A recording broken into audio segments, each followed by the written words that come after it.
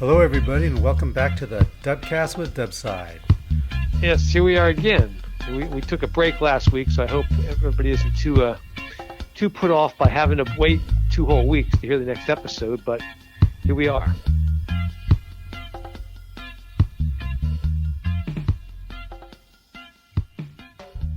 So, Dubside, what do you have planned for the rest of this summer? Well, my fall schedule was shaping up, like getting back from the pandemic and things starting to get back to normal, but now things seem to be shifting back to the abnormal stage. Yeah. I was at the TIPS event, the Kayak USA event, the traditional Inuit paddlers of the Southwest, I think it's called, in South Carolina, had an abbreviated one. They used to have it in April or May. So we had one. It was at the home of the two organizers, not at the usual campsite. And we had about 12 or 14 people. It went very well. And we had a very nice time on the lake there. And, it was some good mix of new faces I hadn't seen before and some old folks or people who had been there many times before. We had a good time. Dave Sides was there, the other ropes guy. Then on the schedule was, there's the Sticks, which is usually in June, had moved their time to a time in the fall here. And then the one in Minnesota called the Minnesota Gathering happened to have the same day, same weekend. I agreed to do the Minnesota one first, so I told Sticks I couldn't make it. Well, now they've decided to cancel Sticks, unfortunately. Now, and Minnesota is in 2 weeks from where I'm speaking right now. As far as I know, it's still on. And then after that, in October was Delmarva, which I was really looking forward to. I just found out today that Delmarva has been canceled. Wow. So things change. Yeah, that's really too bad. It's it's almost like we're back in spring of 2020. Yeah, it's a new wave. You would think. Yeah. Still not out of the woods yet, unfortunately. Did you get any good comments on the DUBCAST when you were at TIPS? Anybody mention anything? I was reminding people to listen to it. I said on the way home, if anybody is tired of hearing me talking or hasn't heard me talk enough on the way home, you can listen to DUBCAST with Dubside. Tell us about the Michigan event. Minnesota, not Michigan. Oh, okay, it's Minnesota. Yeah. Oh, I don't know if they had Michigan this year. Okay. I don't know if that got canceled. I didn't hear about that. I think that one got canceled. That's usually the end of August.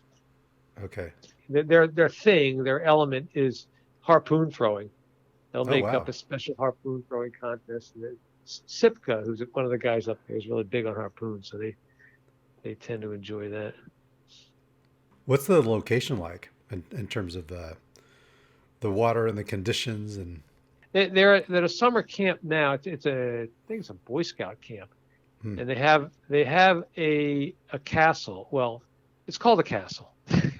It's not some of the castles I've seen in Scandinavia, but they built it to look like a castle with a wall kind of thing, so the medieval minded types can think they're in a castle. On the inside, they've got the a suit of armor kind of motif thing going on in there. So cool. I mean, it's a fun little thing, but it's a nice camp. It's on a very nice lake. It's a good place. Okay, well, we have some questions here. Listener Renee wrote in. He was wondering if you could talk about the difference that you perceive between the Tahi Rebel Johan Weersen design and the Sterling kayaks in general, and the ice cap in particular, and the Pygmy kayaks model known as the Freya. Yeah. The Sterling's ice cap, I know, has gone through different generations or something. They're all custom made, so it's hard to generalize exactly. But I still find that the Johan Weersen's kayak rolls better than the ice cap. Now, as far as handling waves and stuff, I don't know, but for rolling. Now that Pygmy, the Freya model, I did paddle that one at Sticks one time, the one Freya had. And I was amazed at how well that one rolled. That one rolled better for all the different advanced rolls than the ice cap for sure. It was about roughly the same as Johan Weersen's Tahi kayak. So yeah, it was a very good for rolling. The Sterling kayaks and the Freya are so highly rockered, and they really look like they're designed for, ocean whitewater or ocean playboating involving paddling in surf and tidal races. And it's really too bad that you can't buy the Freya design anymore because Pygmy closed down last year. That's too bad. Oh. Yeah. Hopefully they'll have that design available somehow, either in a kit. Yeah, or either that or anybody who's got one has a collector's item now. Yeah, I wonder if anybody was able to get one before they shut down. Our listeners may remember that in a previous Dubcast, you had mentioned going to a movie theater and watching this movie, Gravity, the science fiction thriller with Sandra Bullock in it.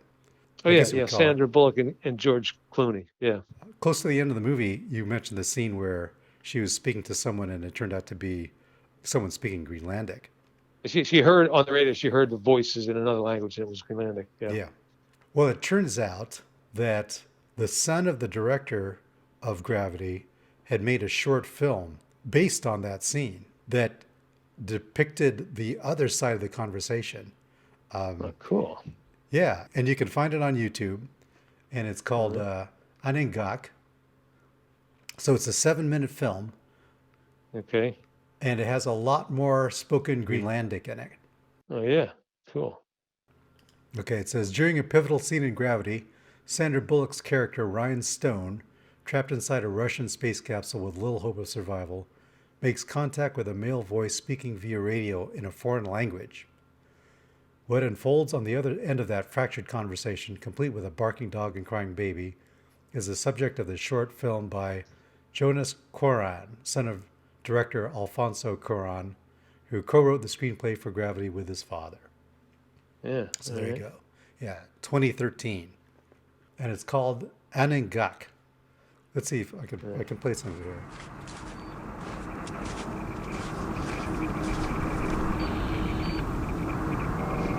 Allô? Dus Aningaaq? Houston, it's a mission specialist Brian Stone. Do you copy? Allô, Aningaaq? Zikaza This is mission specialist Ryan Stone from STS-157.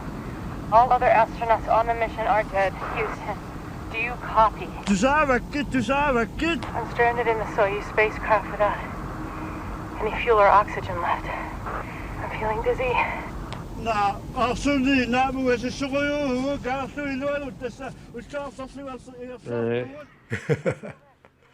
I heard Tusavinga. Tusavinga is, can you hear me? I think. Yes, that's what it says on the. Hey, pretty caption. Good, huh? So yeah, that's pretty good. All right. Yeah. Anyway, so I'll put that link in the show notes. It's a cool film if anybody wants to see it. Yeah. All right. I need to give credit to our listener Renee for letting us know about this film. So thanks so much. It's a pretty cool find. All right. Well, let's get on to the next Dubcast.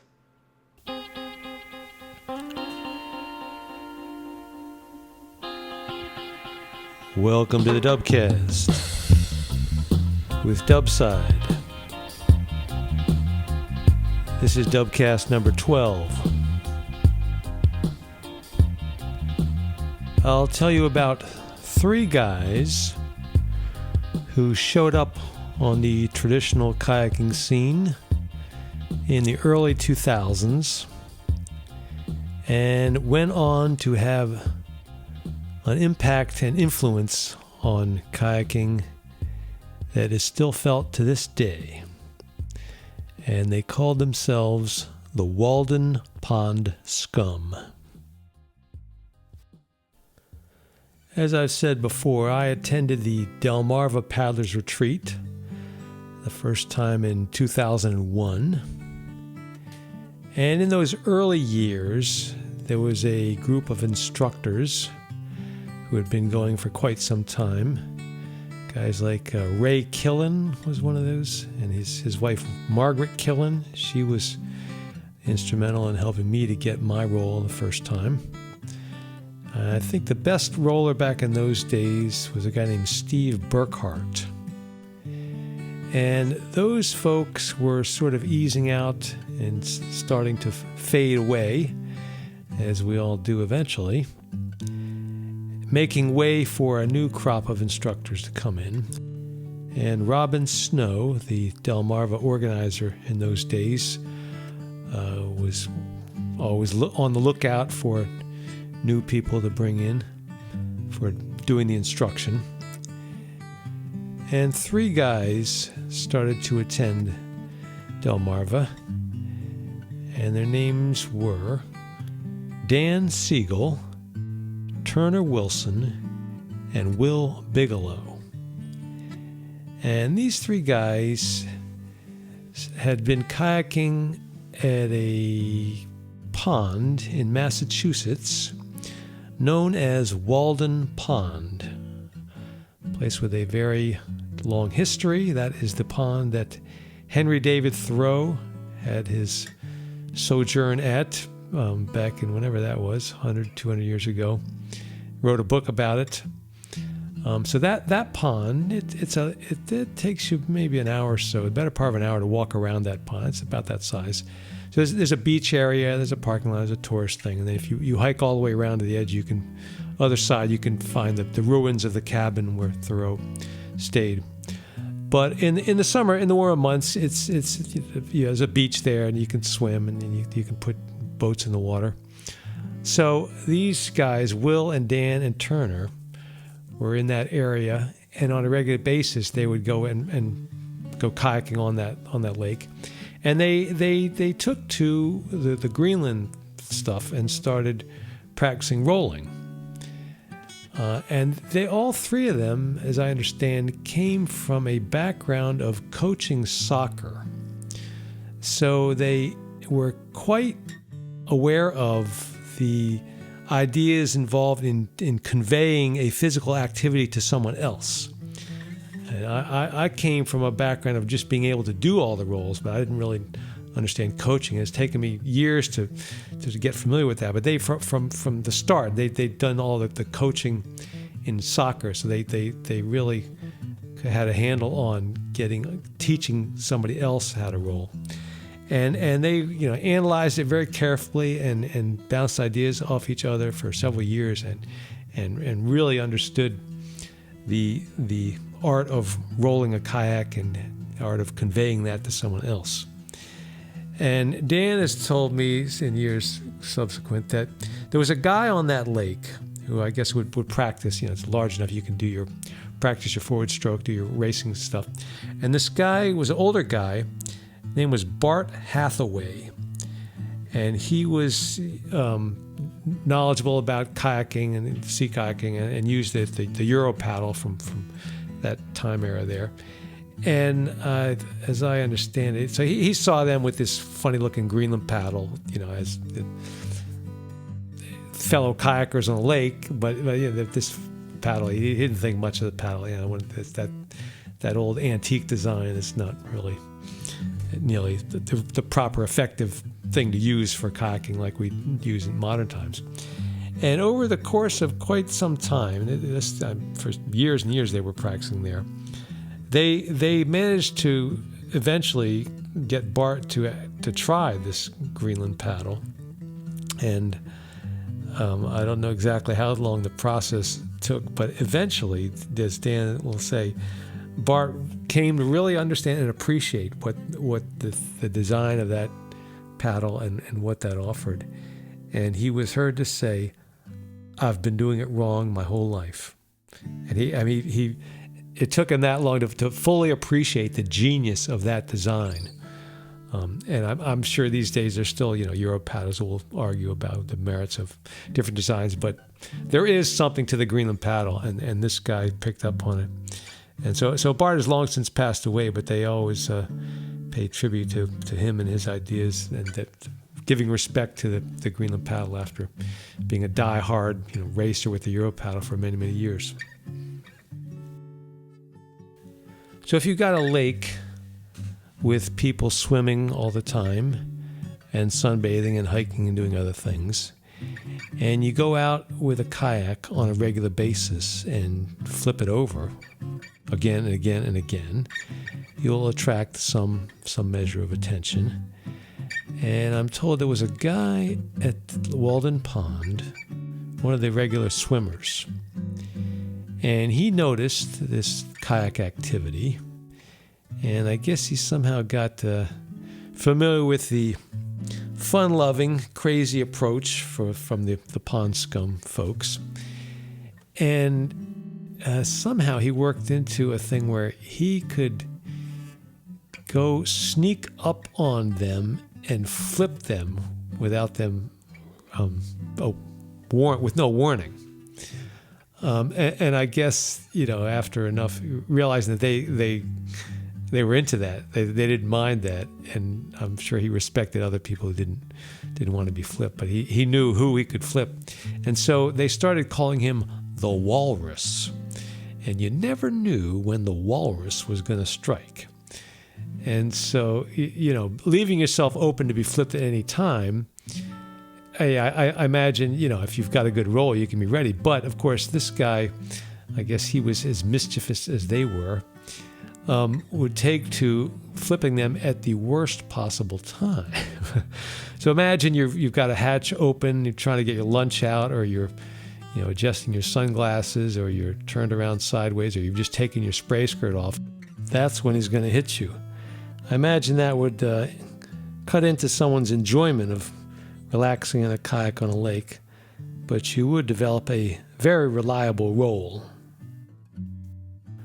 Well, those three, Will, Dan, and Turner, who form the heart of the Walden Pond Scum, they're all very strong-willed, assertive individuals.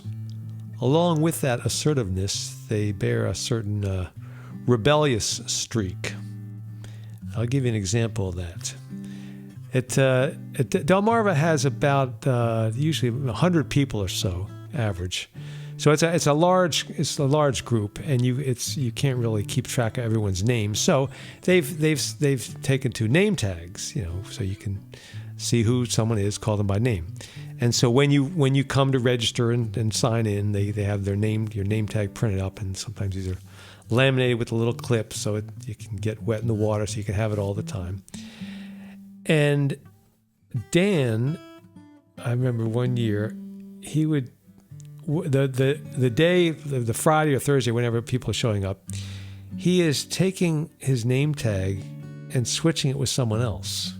So you're walking around, and there's Dan, and his name tag says Maddie Murphy, and Maddie's somewhere else, and by then she's switched her name tag with Peter Gangler.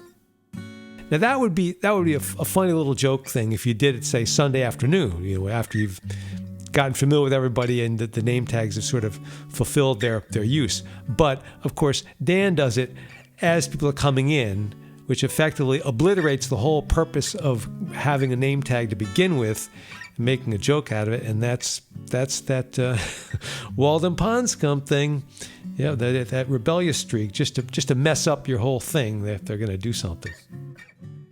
Well, it didn't take too long for Rob and Snow to pull them in to be instructors as the older school stopped coming, and so they were on the roster as the instructors. And these guys brought some real expertise, as I've already described, that their understanding of how to do the role. And so it's like Will, I've talked about how Helen Wilson had that put your eyebrows in the water thing for the layback rolls, to get yourself leaning all the way back. And Will had his own method. He would, if you're coming up out of the water trying to do the layback roll, you may be able to get your face up, but trying to get yourself all the way back in the right position to continue the roll can be difficult. And Will's style was he would stand behind the person, so he's in the back of the kayak, on the side they're coming up, and just say, "Look at me, look at me, look at me, look at me." And so if you're struggling up out of the water and someone behind you is saying, "Look at me, look at me, look at me," reminding you right in your face, saying, "Do this," it's pretty near impossible to forget that. You're being reminded of it constantly. So you tend to look back, which puts you in that, arch your back, eyebrows in the water kind of position. And Will had lots of other tricks for different things, but he had things like that, very effective. And he had really mastered they usually put him with the beginners, and he would get people rolling. It was amazing to watch him at work, getting that first roll out of people. Dan Siegel had his own style of very, very assertive. He brought that assertiveness to his teaching as well. And I recall when Helen Wilson was starting to come around, because she was a little bit after those guys had already gotten involved, and she was preparing to go to Greenland for the first time in 2008. And she showed up at one of the events, and Dan, okay, you're going to Greenland? Okay, let's see what you can do. Like he's going to evaluate them to check them out if they're headed for the big competition. So he says Helen had I think flown in. This might have been Delmarva. So she'd flown in from the West Coast. So she didn't have her gear with her. But there's skin-on frames. The Kayak USA has skin-on frames that they bring to these events for people to use. And so Dan says, okay, let's get you out on the water. We can see what you got here. Now, why don't you get in that kayak there? And Helen had already tried some of the kayaks. She said, oh, that one, that hurts my knees, or the way that one's built. It doesn't fit me too well. Dan goes, I don't care. Get in. Now, I would never teach that way. I'm very concerned about, if you feel comfortable, and I'm not going to push the student into something they're not happy with. But Dan is like, I don't care. Get in. You're going to go to Greenland. I need to know that what you can do. Get in that kayak. Well, that's his style. But you have the chemistry between the instructor and the student is always an important factor. And so there's different styles, but that's how Dan works. Like you wanted me to teach you something, I will teach you. Whether even if in the middle of teaching, if you decided you didn't want to learn that, it doesn't matter. Like I recall Dan, there's some people that they're very verbal, and so they need to just talk through something. So you're trying to get them to learn how to roll, and then they have to think, well, if I'm underwater, how come if I've got my paddle on the right side, and they just have to talk through it all. And I'll generally, listen and try to understand what they're saying and help them out that way. And Dan will just say, you shut up. I talk, you listen. Shut up, do it. which is not my style. I'm not that in your face sort of, but that's how Dan often works. So he's been effective with that. So the three of these guys at Delmarva sort of taking over the main instruction of teaching the rolling. They had quite an impact. They also, when they're not on the water, they do other things. And those guys were pretty big on the partying. Dan would be mixing his martinis on a picnic table before dinner. And then later on in the evening, they had quite a scene going on. The three of them started out at Delmarva. They were put in one of the cabins. It's a summer camp for kids, so there's cabins there. So Robin Snow had put them all together. They came all together as a group. So she put them in. It was this cabin number 8, and cabin number 8 became the stuff of legend. So Saturday night, everybody's off the water and they've had dinner and a presentation. And all the rumors were that those Walden guys are over in that cabin 8, and the real crazy partying is going on over there. And it became almost intimidating. Like if you weren't cool enough to pay a visit there, you had to stay away, or those guys are so wild. And I don't think I ever went there for the first couple of years, but after I became an instructor and we had a reputation as Dubside, I did make an appearance over there. But I don't drink, so I didn't partake of what they were doing. But there's a story that a guy who used to come to this event from, I think it was from Wyoming. This guy, Sean Baker was his name. And Sean, we haven't seen Sean in many, many years. He had young kids back then, so I guess they got involved with things. And I hope he's still kayaking, whatever he's doing. But anyway, we haven't seen him in a long time. But he started coming around to the events, and Delmarva was one of just 2 or 3 events around the country. Now we have several more options. So you had to travel to come to these things since you didn't have anything in your backyard. So from Wyoming, Sean came to Delmarva one year, and he had heard stories about the carrying on in cabin 8. after hours, late at night. And he wanted to make a good impression and show the guys that he could hang with them. And so the story has it, I wasn't there to witness this myself, but that this is the story, the legend, if you will, that Will and Dan and Turner are in cabin 8, and the partying is going on, the drinks are flying, and they're doing their thing and getting nice and rowdy as they do. And suddenly the door bursts open, those flimsy screen doors, the door goes banging open, and there standing, taking up the full door frame, Sean is at least 6 feet tall, stands Sean Baker, and he has in his hand a bottle of Jack Daniels. And he quickly pops the top of it off, and he takes the lid and flings it into the corner, bounced under the bunks, unaccessible. And he takes the open bottle and he bangs it down on the table and he says, "Gentlemen, we've got a job to do." And the Pond Scum guy says, "You can come in. You are welcome here." And so he hung out with them, and I suppose they finished off the bottle, and that is the story of Sean Baker making his grand entrance into cabin 8.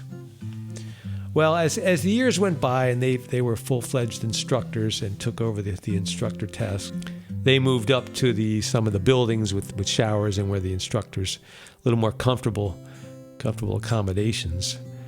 But their influence was still felt, and they unfortunately the heavy drinking that they brought to Delmarva, I think in later years, when Robin Snow turned over the running the event to somebody else, Ed Zikowski, and she wasn't as involved. Then she came back a few years later, and she said she used to buy a case of beer for the bonfire. That was the alcohol for the event.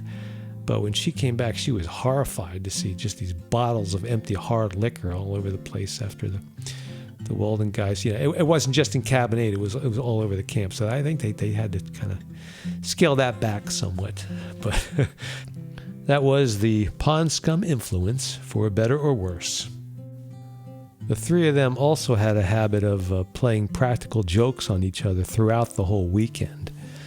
So I remember I was going to do I'd worked up a demonstration in the pool for in the evening, and I'm getting ready to go, and I look down at the bottom of the pool. There's a skin-on-frame kayak down there, and that was either Will or Dan had taken Turner's kayak, or one of them took one of the other's kayak, filled it full of rocks, and sunk it at the bottom of the pool, and left it there for them to figure out how to get out. And so I'm trying to do my demonstration, being upstaged by this skin frame at the bottom of the pool. And I think the retaliation was that the one guy, he took the other guy's kayak and strung it up in the trees with rope or something. So this is going on throughout the whole weekend. They seem to have the courtesy of playing the jokes on people who will play the jokes back and are in on it. If you'd rather your kayak not be touched, they respect that. You don't have to say anything. They can just pick up the vibe that you're not into that. But they'll if you want to join in on the pranks, they'll certainly be glad to include you. One of the best practical jokes, it wasn't one of theirs, but at Delmarva, there was a woman, and we haven't seen her in many years, but it's a woman, Jennifer Torres. I think she was from Mississippi. And she ran the art department at some university down there, and had access to the metalworking equipment and kilns and furnaces and things like that.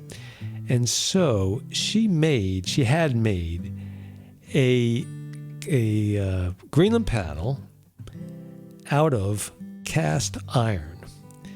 And cast iron, when it takes that little bit of rusted appearance, it looks just like a piece of wood. So she had this cast iron Greenland paddle that weighed about 40 pounds. And so she would bring it to these events, and you'd put it up against a tree or something. Then it comes time for one-on-one instruction. So you find a student and you say, you try this kayak here. I'll grab that paddle over there and meet me down the end of the beach, okay? And you watch their reaction when they can't even pick up the paddle with one hand. And inevitably, it was suggested that somebody try rolling with that paddle. And I didn't even get in the water with it. 40-pound paddle. That's heavier than the average skin-on-frame kayak, and I didn't see that I'd have a chance. It'd probably dislocate my shoulder if I didn't drop it first. Well, the heyday of the Walden Pond Scum has pretty much come to an end. They're at Turner. Turner is now teamed up with Sherry, and for many years they've been living up in Maine. And Turner does kayak building workshops there and many other places, and helps people make paddles. And Sherry does rolling instruction, and they've had a go at that for quite some time. Dan has been on the Kayak USA board of directors for many, many years in various capacities, and had very influential in guiding the organization. And Will still is often at various events around the country. He'll show up. They'll have him come in as an instructor, and he's doing his teaching beginners rolling that he does so well. Give you one story about Turner. So I haven't. I'll get into my travels in Denmark and Copenhagen, particularly in the future. But I'm at a place called Kayak Republic in Copenhagen, and I'm teaching there. And there was a guy. We didn't have a big turnout for one class one time, but there was one of the instructors there who was going to take the class since there were spots available. And so he came. We were going to paddle across the canal to where there's a shallower spot to work at. And I had a few students with me, and so this instructor he just came a little bit later, and he said I'll have to meet you over there. But I'll have to get my gear out. And he said, I have the paddle I have. When Turner was here a while back, Turner and Sherry came through, and Turner said, my paddle was a piece of junk. I should throw it away. And I said, well, Turner is a rather opinionated person, and I'm sure your paddle's fine, but that's, understand that he is prone to voicing his opinion strongly about things, so don't worry about that, So I go over to the other side of the canal with these students, and we start teaching them. And then sometime later, this guy comes over, and he has this paddle. It's about 4 feet long, about no more than 2.5 inches wide. And I took one look at it. I said, "What? That's a piece of junk. Throw it away." I take back everything I said. I agree wholeheartedly with Turner. What do you do with that? It's a toothpick. And he said, "Well, I like this paddle." Well, how you gonna get that thing to work? I mean, I'm sure you can paddle with that, but to get the full benefit, you need something somewhat appropriate to your body size. So yeah, Turner was right. I had to admit.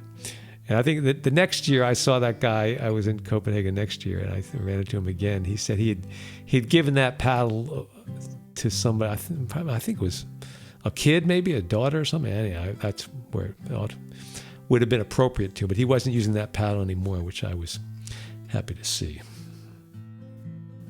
For music this week, we are going to go way back.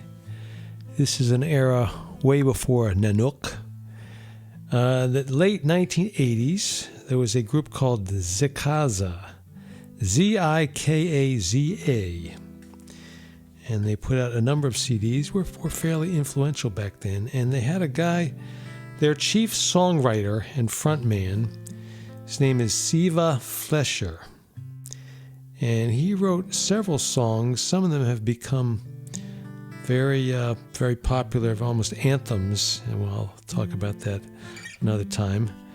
But we're going to hear a song called Nunarsuata Nipa. And that translates to, they have it translated here as the voice of a country, but Nunarsuak is country. Nunarsuata would translate to our country. So I would call that the voice of our country. And the album is called Sava Mumingalu. Now, in my limited ability to translate anything, they haven't translated the title of this CD, so it makes it a bit more of a challenge. So now, Sava, S-A-V-A, is sheep, but Sava, with two A's, Sava, is a different word, and Sava Mumingalu. Now, the best I can make out of that is something like stirring it the wrong way. Maybe, yeah, stirring it incorrectly, stirring it wrong. Sounds like a pond scum thing. Stirring it the wrong way on purpose.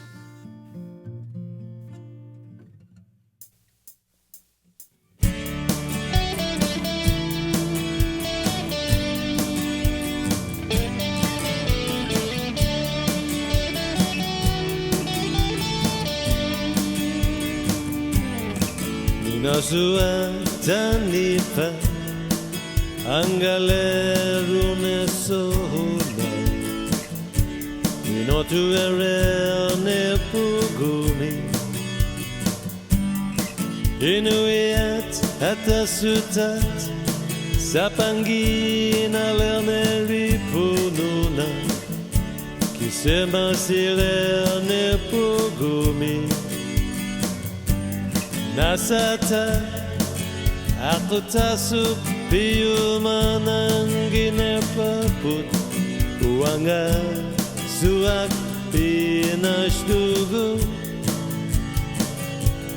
Nipia Isarit Akuti Saputayu Deriyu Disaka Kushduta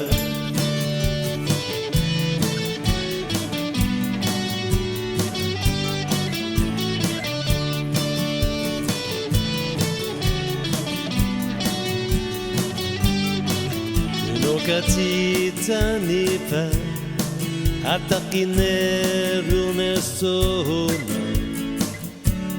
Mangetire Nepugumi Sususitaima Namangina Lerneri Pununa Anetusa Nesuami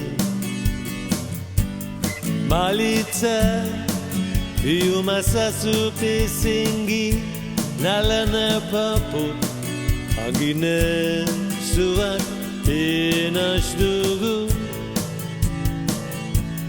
Nipia Isarit Akuti Saputayu Neriyu Tisaka Kushduta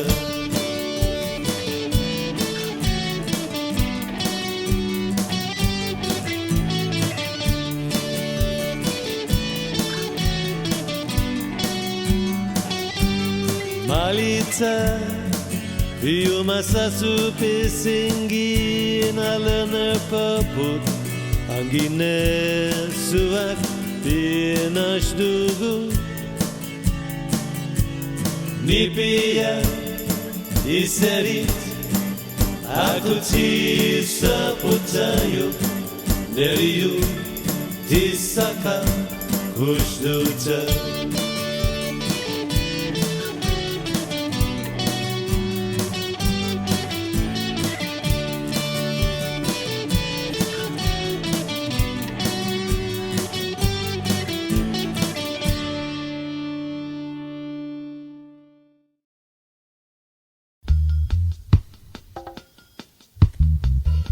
Group is called Zikaza, Zikaza, CD entitled Sava Mumingalu, and that was the third song, Nunarswata Nipa, released originally on Ulo Music. I think you can get that from the atlanticmusic.gl website. It's also available on a compilation CD. The CD is entitled the name of that song, Nunarswata Nipa. And that CD also has music by other people we've heard already, Yuaka and Marina. So that might be a more attractive package. Compilation CD entitled Nunarswata Nipa. Coming up in episode 13, I'll tell you about my kayak excursions in Copenhagen, Denmark. And particularly there's an amusement park, a very old historic amusement park right in downtown Copenhagen, known as Tivoli. And I have demonstrated rolling a kayak in Tivoli. Tune in next week for that.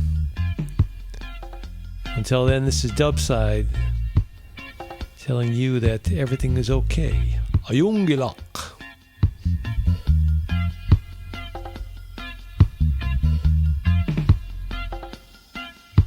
Thanks everybody for tuning in. If you enjoyed this podcast, please remember to like, share, comment, and subscribe. And if you have any questions for Dubside or just want to let us know what you think of this podcast, feel free to drop us an email at dubcastwithdubside@gmail.com.